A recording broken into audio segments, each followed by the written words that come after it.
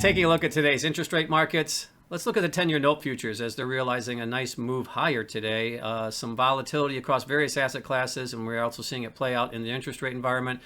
10-year note futures are up on the session, though, and currently when you look at the March future, which is now the most actively traded future, as we're seeing the rolling of positions, 130.27 in the March future. Now, we did see an intraday high of 131.10, and that's the highest level in 7 weeks for the 10-year note futures. So we are seeing, again, pushing up towards the top end of the range here as the market's reacting to several narratives today. But the big driver today, really, well, there's two, but the one that the market, I guess, wasn't necessarily anticipating was the Fed chairman's testimony and the shift in the tapering measures by the Fed moving forward. It looks like they're going to increase those measures, and the market had not anticipated that, and we did see quite a reaction. Now, it's interesting that the 10-year note futures are still holding up here, even after that announcement. But the other big impact over the last couple of days is the Omicron variant of the virus, of the COVID virus, and certainly having an impact as we're seeing the equity market selling off today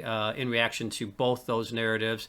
But we're also seeing the back end of the curve getting bid up strongly today, also in reaction to both those narratives. So when you look at the yields on the 10-year note today, we're looking at the yield dropping, what do we got, 9 basis points down to 144 basis points today. So again, pushing down towards the low end of the recent range. We did see it hovering around here in early November, but as I said, intraday, we did see it actually lower on the session, so lower than the 144 basis point level. So also, other interesting dynamic, when you look at the yield curve today, the back end is rallying and the short end is selling off. There seems to be kind of a fulcrum between the 3 years and the 5-year durations is really where the split is. We did see the under threes and unders, I should say, selling off today. So we're seeing yields flat to higher there. And when you get to the 5 years out to the 30 years, we're seeing them rally and we're seeing those yields coming down. So therefore, the yield curve is flattening